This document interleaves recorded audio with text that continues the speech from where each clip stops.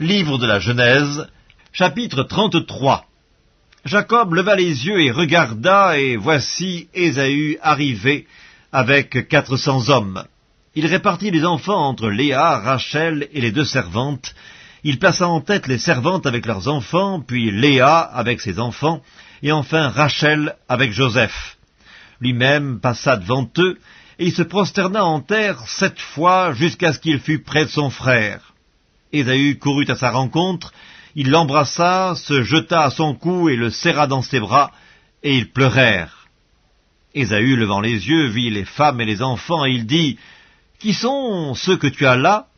Et Jacob répondit, « Ce sont les enfants que Dieu a accordés à ton serviteur. » Les servantes s'approchèrent, elles et leurs enfants, et se prosternèrent.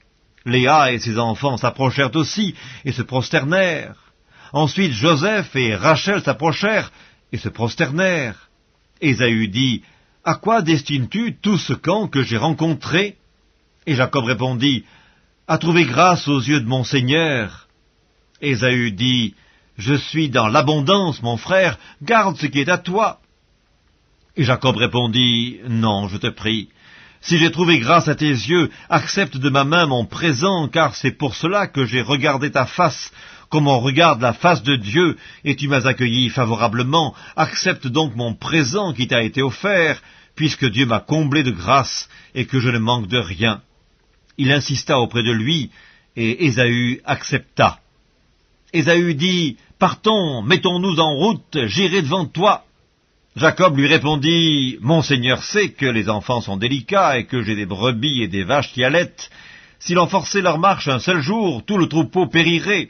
Que mon Seigneur prenne les devants sur son serviteur, et moi je suivrai lentement au pas du troupeau qui me précédera, et au pas des enfants, jusqu'à ce que j'arrive chez mon Seigneur, à Séhir. » Ésaü dit, « Je veux au moins laisser avec toi une partie de mes gens. » Et Jacob répondit, « Mais pourquoi cela?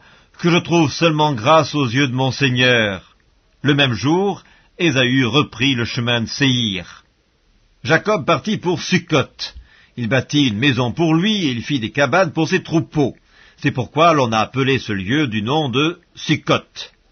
À son retour de Padan Aram, Jacob arriva heureusement à la ville de Sichem, dans le pays de Canaan, et il campa devant la ville. Il acheta la portion du champ où il avait dressé sa tente des fils de Hamor, père de Sichem, pour 100 kézitas. Et là, il éleva un autel qu'il appela El Elohe Israël.